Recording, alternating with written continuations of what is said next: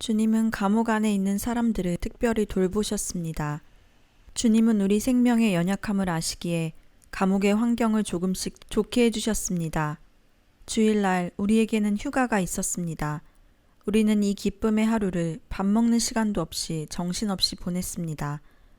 많은 자매들이 성경의 뜻을 몰라 나에게 물었으며 어떤 자매들은 고난이 있으면 나를 찾아와 상담했습니다. 그리고 또 몸이 좋지 않은 사람을 위해 기도하고 찬양을 불렀습니다. 비록 이렇게 어려운 환경이지만 우리의 마음속은 비할 수 없는 기쁨으로 가득 찼습니다. 자매들은 성경을 읽는 가운데 세례의 중요성을 알았으며 세례받고 그리스도께 속하기를 아주 간절히 원했습니다. 하지만 여기는 감옥인데 어떻게 세례를 줄 수 있겠습니까? 우리들은 하는 수 없이 늘 기도했으며 주님이 우리에게 예비해 주기를 구했습니다. 어느 날 밤 죄수들이 영화를 관람하러 간 틈을 이용하여 나는 세례를 받지 못한 몇 명의 자매들을 우리가 평소에 빨래하던 곳으로 데리고 갔습니다. 많은 죄수들이 그곳에서 옷을 빨고 있었습니다. 우리는 옷을 빨면서 믿지 않는 사람들이 그곳을 떠나게 해달라고 하나님께 간구했습니다. 그리고 각 세수대야에 물을 가득 담았습니다. 아주 이상한 일이 일어났습니다. 수도관의 물이 갑자기 끊어진 것입니다. 그들은 모두 옷을 들고 돌아갔으며 우리는 뛰듯이 기뻐하며 주님을 찬양하였습니다.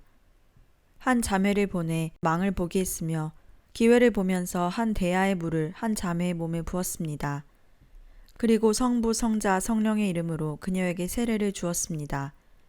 뒤이어 두 번째 사람, 세 번째 사람을 계속해서 그렇게 세례를 주었습니다.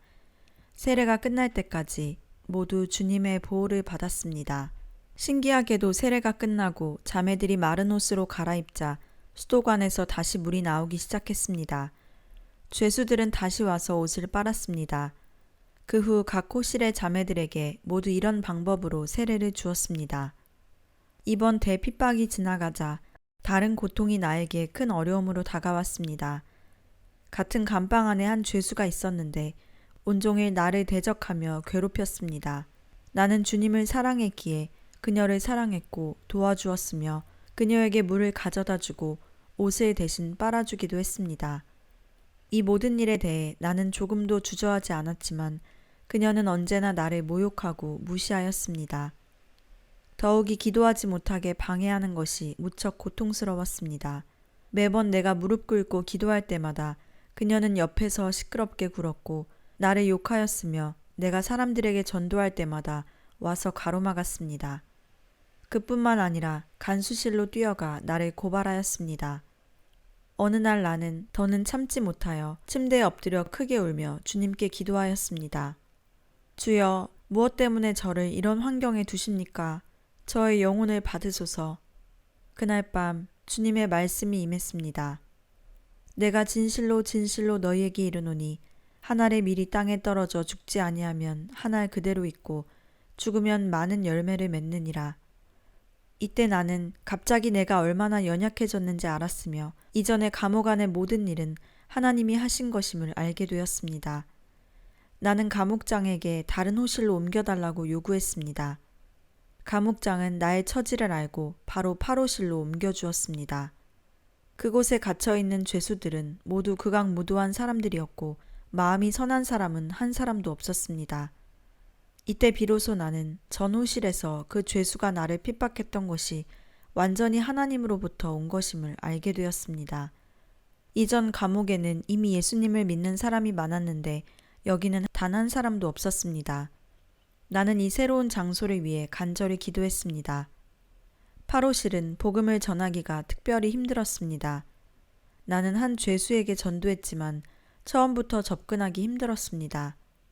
내 마음은 심히 괴로웠으며 하나님을 향해 간구했습니다. 하루는 옆에서 자는 젊은 여죄수가 병들었습니다. 나는 매우 세심히 그녀를 보살폈고 시중들어 주었습니다. 그 결과 그녀가 복음을 받아들였고 이어 두 번째, 세 번째 사람들이 믿게 되었습니다. 이때 한 죄수가 간수실에 가서 나를 고발하였습니다. 이 8호실에 들어온 후부터 매일 사람들에게 예수 믿으라 한다. 심지어 밤에도 찬송가를 부르고 기도를 하며 시끄럽게 굴어 잠을 잘 수가 없다. 결국 간수는 나를 수사하였습니다. 그때 나는 사막의 오아시스라는 책을 갖고 있었습니다. 나는 간수가 오는 것을 보고 즉시 책을 멀리 떨어져 있는 자매에게 던져주었습니다. 그 자매는 책을 허리띠 속에 숨겼습니다. 주님, 감사합니다. 같은 호실에 믿지 않는 사람들 20명의 눈이 나를 쏘아보고 있었습니다. 이 책을 던져주는 것을 보았지만 뜻밖에도 한 사람도 고자질하는 사람이 없었습니다. 할렐루야, 그때 주님의 말씀이 생각났습니다. 만일 하나님이 우리를 위하시면 누가 우리를 대적하리요? 마음속의 기쁨과 즐거움은 정말 형용할 수 없었습니다. 간수는 반나절이나 수색하였지만 아무것도 찾지 못하였고 나를 사무실로 데려가 한바탕 훈계한 다음 지하실에 감금시키려 했습니다. 하지만 지하실의 물이 무릎까지 차올라와 간수도 들어갈 방법이 없었습니다. 그리하여 나를 중범죄자들이 모여있는 대청으로 데리고 갔습니다. 이 대청은 특별히 형벌을 주는 곳으로 감옥의 규율을 위반한 사람에게 전문적으로 사용하는 곳입니다. 나를 데리고 올라간 이튿날 그들은 다른 4명을 데리고 왔으며 감금하고 아무도 말하지 못하게 했습니다. 하나님은 특별히 나를 권고하셨고 나로 하여금 틈을 타서 그들에게 전도하게 하셨습니다. 그들도 모두 기뻐하며 복음을 받아들였습니다. 어느 날 저녁 주님은 나에게 계시를 주셨습니다. 감옥장이 나를 찾아와 파로실에서의 활동을 자백하라고 하는 환상이었습니다. 날이 밝은 후 나를 감시하는 간수에게 알려주었습니다. 오늘 간부가 나를 불러 신문할 겁니다. 네가 그걸 어떻게 아는데? 제가 모시는 주님이 어제 저녁에 저에게 알려주셨습니다. 나는 자신있게 대답하였습니다. 오전 8시경 4명의 간부가 나를 사무실로 불렀습니다. 그들은 위풍당당하게 앉아 있었고 나는 앞에 놓인 작은 걸상에 앉았습니다. 잘 생각했는가? 예, 잘 생각했습니다. 그럼 솔직히 고백해봐. 저더러 무엇을 고백하라는 것입니까? 네가 더 잘 알고 있을 텐데. 저는 잘못도 없고 또 나쁜 일도 하지 않았는데 무얼 말입니까? 이때 그들은 노발대발하여 주먹을 휘두르며 또 손가락으로 나의 얼굴을 가리키며 큰 소리로 고함쳤습니다. 너 아직까지 이렇게 고집불통이야? 너 보고 자백하라고 했는데 왜 말하지 않아? 그동안 잘 생각해봤는데 할 말이 없습니다. 너의 책은 도대체 어디에서 온 것이고 누가 너에게 준 거야? 저는 책이 없습니다. 너 또 한 번 솔직히 말하지 않으면 죽여버릴 거야. 이때 나의 마음은 큰 기쁨과 즐거움으로 충만하였고 속으로 기도하며 말했습니다. 주여, 그들더러 때리고 치라 하세요. 만일 그들이 그렇게 하면 저에게는 큰 은혜가 되는 것이지요. 주님의 이름을 위해 모욕받는 것은 가치 있는 일이에요. 내가 이렇게 기세당당하게 나오자 저들은 기가 죽었습니다. 너 돌아가서 잘 생각해라. 다시 만나자. 몇 마디 더 물은 후 이번 신문은 이렇게 흐지부지 끝났습니다. 며칠 후 한밤중에 그들은 또 나를 불러서 신문했습니다. 나는 속으로 주님께 기도했습니다. 주여, 저는 주님께 순종합니다. 당신께서 명하시는 대로 하겠습니다. 이때 성령님이 역사하셨습니다. 내가 죽도록 충성하라 라는 음성이 들렸습니다. 나는 주님께로부터 오는 힘을 입었습니다. 비록 많은 고통을 받았지만 특별한 보호 가운데 하루를 보내게 되었습니다. 많은 자매들도 나를 위해 간절히 기도했습니다. 그들은 3번째로 또 나를 불러서는 나에게 책과 성경의 문제를 다시 질문했으나 이번에도 나의 입에서 아무것도 얻어내지 못하자 여전히 나를 보고 대청으로 가서 반성하게 했습니다. 이때 나는 3가지 생각을 했습니다. 첫째, 당시의 정황에 의하여 내가 만일 이 일을 시인하지 않으면 나를 북서쪽으로 보낼 것이다. 둘째, 형기를 늘릴 가능성이 있다. 셋째, 혹은 사형 판결을 받을 수 있다. 나는 충만한 기쁨으로 주님께 기도했습니다. 주여, 당신이 저를 북서쪽으로 보내면 저는 그곳에서 찬양하고 복음을 전하겠습니다. 당신이 저에게 형기를 더 늘리신다면 저는 감옥에서 더욱 많은 훈련을 받을 것이고 당신이 저에게 사형을 판결하시면 저는 더 감사할 것입니다. 일찍 주님께로 갈 수 있으며 당신과 갈라져 겪는 고통을 끝마치게 되니까 말입니다. 네 번째로 그들은 더욱더 사납게 나를 대하며 말했습니다. 너 솔직히 자백해라. 네가 보는 책이 무슨 책이냐? 이때 나는 감옥에 들어올 때가 생각났습니다. 그때 나는 소설책 한 권을 가져왔고 무엇 때문에 그때 가져왔는지 잘 몰랐습니다. 내가 대답하였습니다. 소설책입니다. 믿어지지 않으면 한번 보세요. 저의 침대 머리에 있습니다. 그러자 그들은 가서 그 책을 가져왔습니다. 내가 말했습니다. 이것이 바로 증거입니다. 이것으로부터 증명할 수 있듯이 나를 고발한 사람이 완전히 가짜 증거를 날조하여 사람을 모함합니다. 그들은 말문이 막혀 대답하지 못하였고 나를 파로실로 돌아가게 했습니다. 주님은 말씀하셨습니다. 너희를 넘겨줄 때에 어떻게 또는 무엇을 말할까 염려치 말라. 주님의 말씀은 얼마나 진실한지요. 대청에 앉아 반성하는 150일 동안 모두 5사람이 왔으며 나는 그들 모두에게 전도하였고 주님의 사랑으로 그들을 사랑했으며 그들도 모두 예수님을 믿었습니다. 한 죄수는 다른 죄수들의 음식과 옷을 빼앗다가 고발되어 끌려가 반성하며 많은 고난을 받았습니다. 나는 그녀에게 전도하였습니다. 세상 사람들은 모두 범죄하였으며 하나님의 영광에 이르지 못하였고 만일 예수님을 믿지 않으면 멸망을 면치 못하므로 당신은 회개하고 예수님께로 돌아와야 합니다. 나는 남겨놓은 밥을 그녀에게 주며 먹으라 했고 그녀를 위해 기도했습니다. 그녀는 눈물을 흘리며 나에게 말했습니다. 제가 집에 있을 때 어머님은 예수님을 믿었습니다. 여러 번 저를 권면하고 저를 위해 기도했으나 저는 믿지 않았으며 끝까지 고집을 부렸습니다. 그런데 누가 알았겠습니까? 오늘 감옥에서 예수님이 다시 한번 저를 찾아오셨습니다. 예수님이야말로 바로 제 인생의 유일한 출구라는 것을 알게 되었습니다. 할렐루야, 그녀는 새로운 생명을 얻었으며 감옥에서 지금도 여전히 주님을 매우 사랑하며 많은 사람을 인도하여 주님께로 돌아오게 하고 있습니다. 옆방에 어느 죄수 한 명이 있었습니다. 나이가 어린 흉악범으로 4년 판결을 받았습니다. 그녀의 부모는 딸의 더러운 소문으로 자신들의 체면이 깎인다고 생각하고 그녀에게 편지를 썼습니다. 너는 내 딸이 아니다. 형기를 마쳐도 집에 돌아오지 말아라. 감옥에서 그녀는 횡격막염에 걸렸으며 아예 죽는 것이 더 좋다고 생각했습니다. 며칠 그녀는 안색이 창백하고 눈빛은 흐리멍텅하였으며 늘 하늘을 바라보며 탄식하였고 자살하려는 생각을 했습니다. 어느 날 나는 성령 충만하였고 그녀를 매우 동정하며 그녀의 손을 잡고 부드럽게 말했습니다. 얘야, 무슨 고통이 있으면 나에게 말하렴. 나는 어제 아들이 집에서 보내온 음식을 그녀에게 주며 먹으라 했습니다. 그녀는 감옥에 들어온 이후 처음으로 이 세상에 조건 없는 사랑이 존재한다는 것을 알게 되었습니다. 그녀는 큰 감동을 받아 머리를 나의 품에 묻으며 자신의 고통스러운 일을 이야기해 주었습니다. 나는 말하였습니다. 얘야, 너의 부모님은 비록 너를 사랑하지 않는다 해도 자비로운 주님은 일찍이 너를 사랑하셨단다. 그분은 너를 구원하기 위해 피를 흘리시고 너의 죄를 담당하셨지. 이제 네가 믿기만 하면 그분은 너를 받아주실 거야. 그녀는 이 말을 듣더니 소리 없는 눈물이 점점 애곡하는 소리로 변하였고 계속해서 자신의 죄를 인정하며 슬피 울었습니다. 그녀는 완전히 주님을 영접했고 그녀의 질병도 치료되었으며 마음속에서 무한한 기쁨이 흘러나왔습니다. 후에 나는 그녀에게 말하였습니다. 너는 꼭 내 부모님을 위해 기도해야 한다.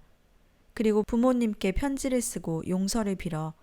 그러면 너의 부모님도 마음을 돌리시고 너를 찾아오실 거야. 그녀는 곧 그 말대로 부모를 위해 금식하며 기도하였고 울면서 부모에게 편지를 썼습니다. 사랑하는 아버지 어머니, 죄송합니다.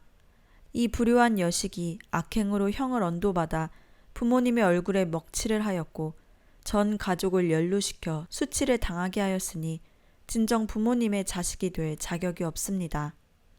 하지만 저는 지금 감옥에서 한 위대한 어머니를 만났습니다. 그분이 저를 도와주셨고 다시 삶을 찾게 해주셨습니다. 이제야 저는 인생의 목적과 생명의 길을 알게 되었고 인생의 의미와 사람됨의 본분을 깨달았습니다. 사랑하는 아버지 어머니, 저를 보러 와주세요. 오셔서 저를 욕하고 때리셔도 좋습니다. 저는 부모님께 용서를 빌기 원합니다. 부모님 건강하세요. 10월 옥중에서 불효여식. 그녀의 부모는 이 눈물 어린 편지를 받은 후 바로 감옥에 달려와 딸을 만나보았습니다. 그들이 면회할 때 서로 껴안고 울었으며 이 광경을 바라본 많은 사람들이 감동하여 눈물을 흘렸습니다. 후에 예수 믿은 지 얼마 안 된 이 자매도 핍박을 받았으나 그녀는 강건하였고 신문 받을 때 간증하며 말하였습니다. 사람이 믿게 해서 믿은 것이 아닙니다. 예수님께서 먼저 저를 사랑하시고 예수님을 믿은 몇몇 사람들의 사랑에 감동된 것입니다. 한 나이 많은 죄수는 자신의 남편을 살해하여 무기형을 언도받았습니다. 남편을 죽인 여인은 국법으로 추호도 용서될 수 없었고 사람들에게 조금의 동정도 받지 못했습니다. 그녀의 가족 친척들은 한 명도 그녀를 찾아오지 않았고 필요한 물건도 보내주지 않았습니다. 그녀는 아주 궁핍했고 비누, 수건, 치약 등 일용품을 살 돈도 없었습니다. 게다가 병까지 들어 고통스럽고 외롭게 지냈습니다. 주님은 나에게 그녀를 불쌍히 여기는 마음을 주셨고 나는 그녀에게 일용품을 주었습니다. 또 그녀를 대신해서 물건을 사다 주었습니다. 성경 말씀이 우리에게 임하였습니다. 그리함으로 내가 숯불을 머리에 쌓아 놓으리라. 그 주님의 사랑이 끝내 이 암흑 같고 차가운 굳은 마음을 녹여 그녀로 하여금 주님께로 돌아오게 했습니다. 그녀의 마음이 근본적으로 변화하였고 후에 그녀의 며느리도 그녀를 보러 왔습니다. 천리 밖에 떨어진 나무시에서 온 한 죄수가 있었습니다. 인신매매를 한 죄로 판결받았습니다. 집에는 80세가 넘은 모친이 있었는데 지금까지도 자신의 딸이 범죄하여 형을 받았다는 것을 모르고 있었습니다. 그녀의 모친은 그녀가 밖에서 장사하는 줄 알고 있었습니다. 그녀는 모친을 생각하며 몹시 괴로워하였고 늘 눈물을 흘렸습니다. 내가 복음을 그녀에게 전하자 그녀는 주님을 영접하였습니다. 그녀는 이로 인해 마음의 평안과 기쁨을 얻었습니다. 매일 찬송을 부르고 기도하며 성경을 읽었고 사람들을 이끌어 회개하게 했습니다. 본성 아무시에서 온 한 죄수가 있었습니다. 그녀도 사람을 팔아먹는 죄인이었으며 15년 형을 판결받았습니다. 이 사람은 대단히 교활하고 흉악하였습니다. 나는 간절히 그녀를 위해 기도하였고 끝내는 복음을 받아들여 회개하고 주님께로 돌아왔습니다. 석방 후 그녀는 아주 열심히 주님을 사랑했고 남편과 집안 사람들을 회개시켰을 뿐만 아니라 많은 사람들로 하여금 예수님을 믿게 했습니다. 내가 독방에 앉아 있었던 50일은 당국이 나에게 준 형벌이 아니라 바로 주님이 나에게 명하여 있으라 한 것이었습니다. 그 결과 5명의 극악무도한 죄수들이 모두 주님의 구원을 받았습니다. 나는 사도행전 26장 17, 18절의 말씀이 생각났습니다. 내가 너를 구원하여 저희에게 보내어 그 눈을 뜨게 하여 어두움에서 빛으로 사단의 권세에서 하나님께로 돌아가게 하고 죄사함과 나를 믿어 거룩해 된 무리 가운데서 기업을 얻게 하리라. 내 마음속은 기쁨과 즐거움으로 가득 찼고 할렐루야를 부르며 영광을 주님께 돌렸습니다. 내가 갇혀있는 감옥은 전국에서 이름 있는 큰 감옥으로 4천여 명의 여죄수들이 갇혀 있었습니다. 형기가 차 석방되는 사람들이 계속 있었으며 또 새로 들어온 죄수들이 있었기에 우리의 복음 전도는 끝이 없었습니다. 그때 나는 죄수들의 더러운 몸과 마음, 흉악한 모습, 듣기만 해도 끔찍한 죄의 행위를 보고 그들이 장래에 받을 심판, 바로 유황불의 영원한 형벌과 심판을 생각했으며 잠언 24장 11절을 생각했습니다. 너는 사망으로 끌려가는 자를 건져주며 살육을 당하게 된 자를 구원하지 아니치 말라. 이때 나의 마음이 극히 괴롭고 쓸쓸했으며 마치 예레미야가 말한 것 같았습니다. 나의 중심이 불붙는 것 같아서 골수에 사무치니 답답하여 견딜 수 없나이다. 그날 밤에 나는 변소에 들어가서 땅에 무릎 꿇고 애달프게 울며 간구했습니다. 주님, 당신이 이 세상에 온 것은 바로 죄인을 구원하러 온 것이 아닙니까? 당신이 감옥에 있는 죄수들로 하여금 모두 구원을 얻도록 해주옵소서.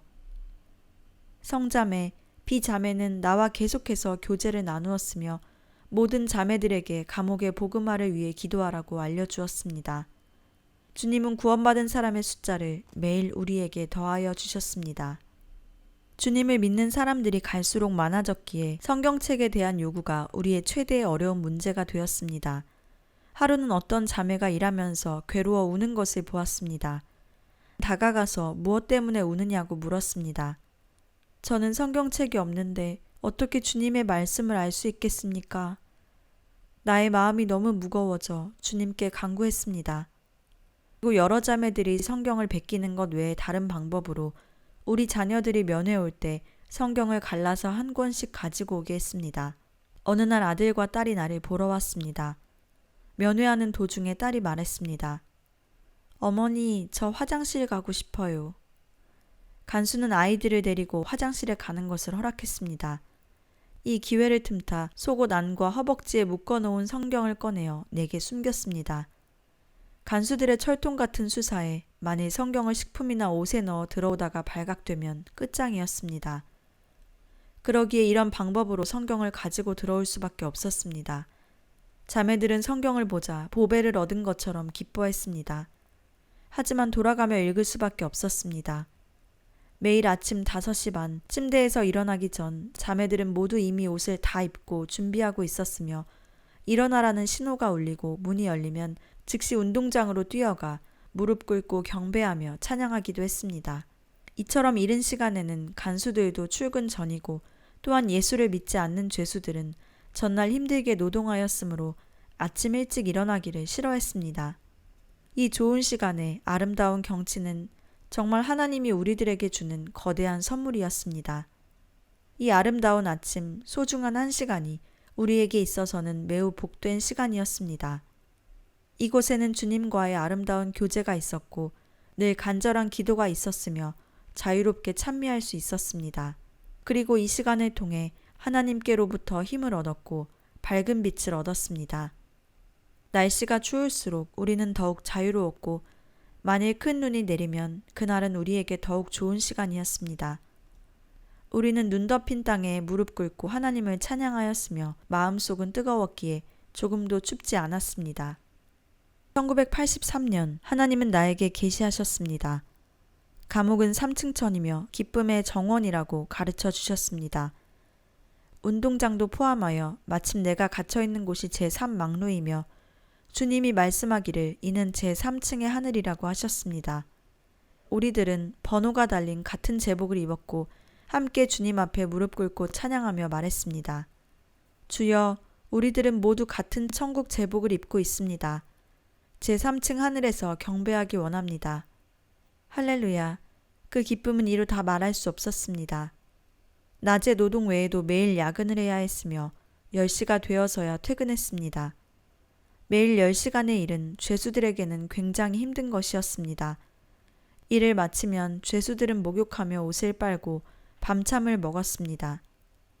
자매들은 이 기회를 틈타 침대에 올라가 성경을 읽었고 죄수들이 돌아오면 우리들은 그제야 내려가 대강 씻었으며 밥을 조금 먹고 돌아와 잠자리에 들었습니다.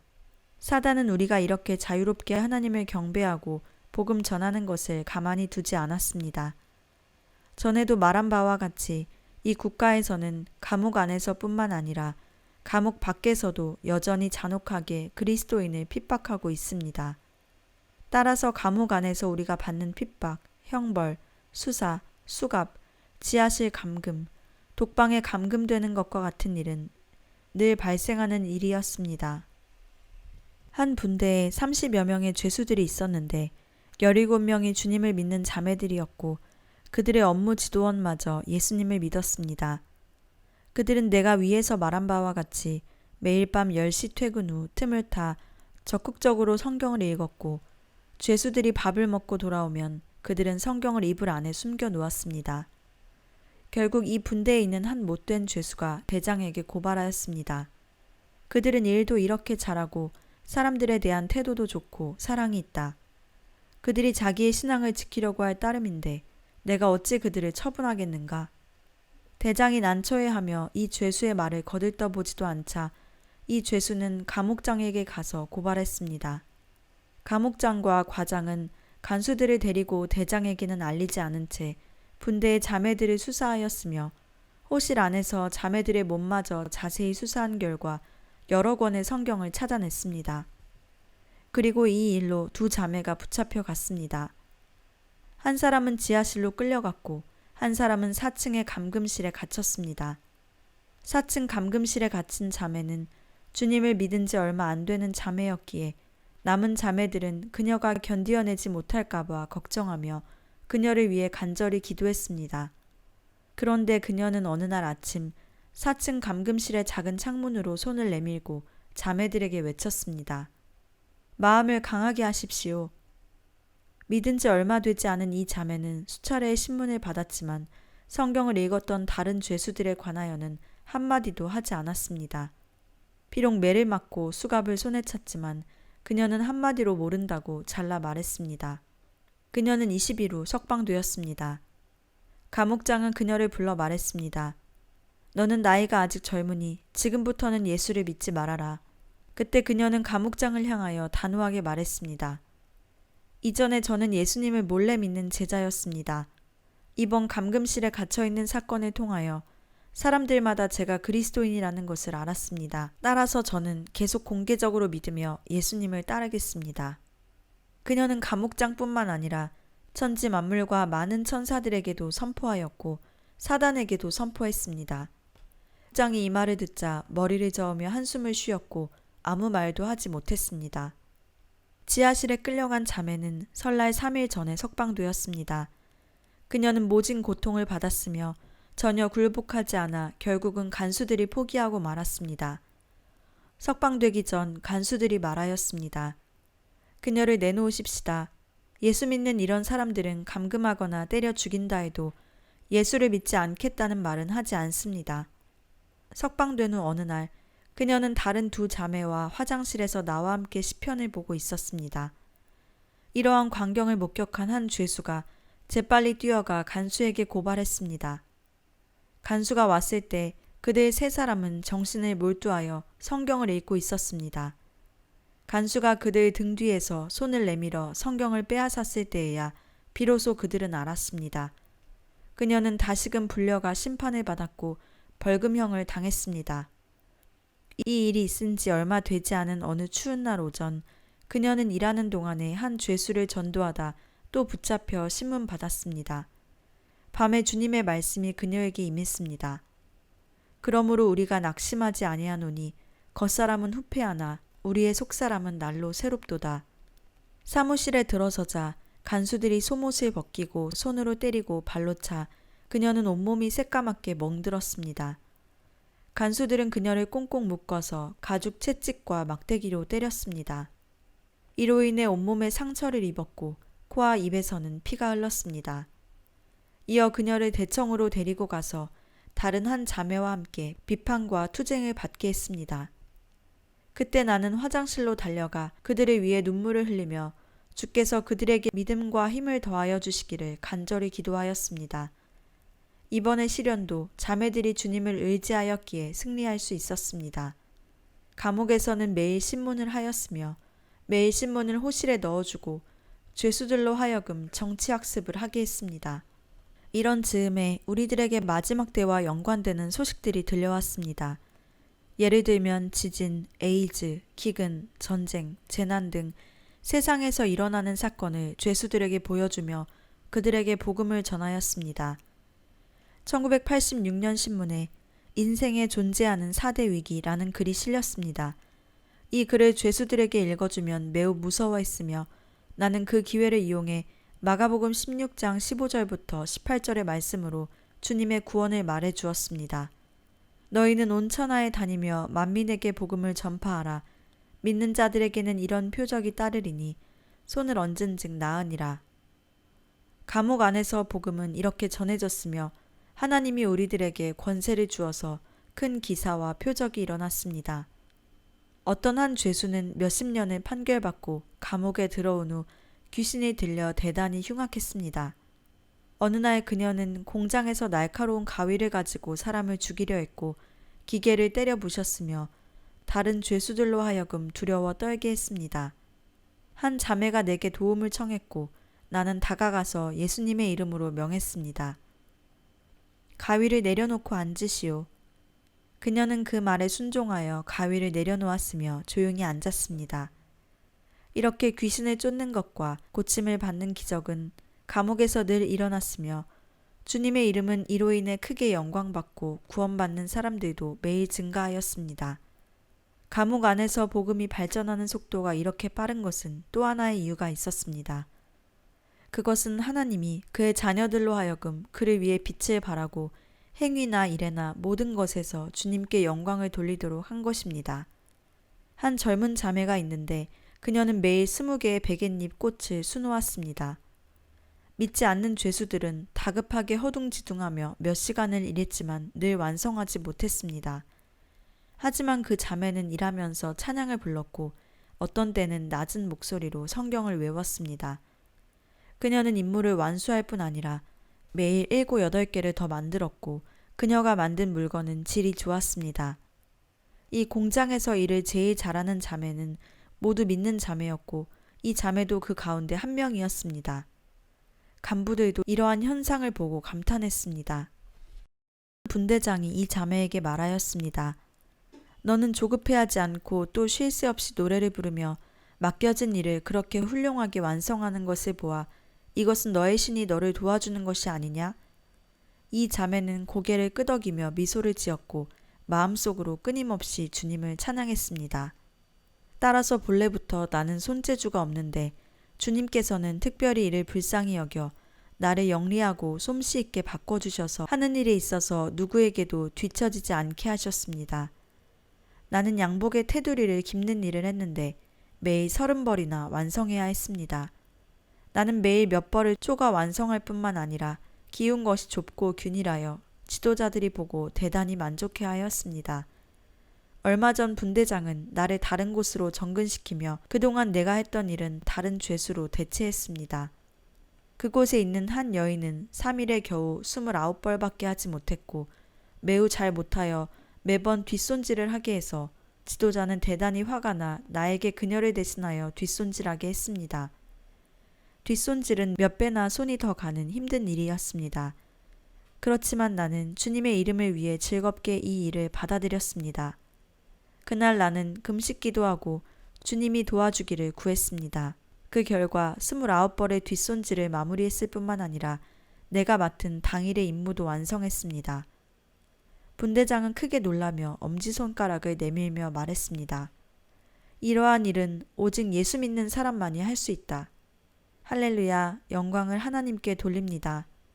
특별히 비자매는 감옥에 들어온 후 회계 업무를 담당하였고 운반과 원단을 재는 일을 했습니다. 예수님을 믿지 않는 죄수들은 늘 한쪽에 앉아 즐겁게 말했습니다. 비는 일을 참 잘해요. 우리는 앉아 놀아도 괜찮아요. 혼자 하라고 하세요. 하지만 그녀는 조금도 지나치게 여기지 않으며 고생을 더했고 일이 힘들어 기진맥진하고 두 다리가 부어도 쉬려고 하지 않았습니다. 두 사람이 들지 못할 원단을 늘 혼자 등에 지고 창고로 날랐습니다. 매일 아침 하루의 일을 위해 그녀는 늘 금식 기도를 했습니다. 출근하기 전 매번 경건하게 기도했습니다. 그녀가 잰 원단은 모자라는 일이 없어 지도자들 중 그녀를 보고 탐복하지 않는 사람이 없었으며 지도자들은 늘 이렇게 말했습니다. 비는 뭐든 다 잘하고 조그마한 흠집도 찾아낼 수 없지만 다만 예수 믿는 것이 나쁘다. 후에 다른 일이 있어 그녀를 창고로 정근시키고 다른 사람들이 그녀를 이어 일했습니다. 그런데 그들은 매우 느렸고 늘 착오가 생겼으며 원단도 늘 몇십 자씩 차이가 났습니다. 너희들은 어떻게 된 일인가? 비가 여기에 있을 때는 도대체 문제가 없었는데 너희들은 어찌 매일 실수를 범하고 조금만 일도 잘하지를 못해? 지도자들은 이 일로 크게 화가 나서 비자매를 다시 돌아오게 하였습니다. 감옥 안에서의 복음 사역이 한창이었을 때 마귀 또한 자매들을 향하여 지극히 사나운 불화살을 쏘아댔습니다. 어느 토요일 날 아침 과장은 비자매를 임시로 일터에 출근시켜 상품을 이틀간 검사하게 했습니다. 비자매가 창고를 떠난 후 창고에 갑자기 불이 나서 세찬 연기가 창문에서 올라오고 삽시간에 창고 주위 하늘은 검은 구름으로 덮였습니다. 감옥 안에는 화재 경보가 울렸고 간부들은 목이 쉬도록 온 힘을 다하여 죄수들에게 명령을 내렸습니다. 창고에 있는 옷감과 견본 가격이 몇십만 원이나 된다. 누구든 불을 끄는데 공을 세우면 형기를 감해줄 뿐만 아니라 또 상을 받을 수 있다.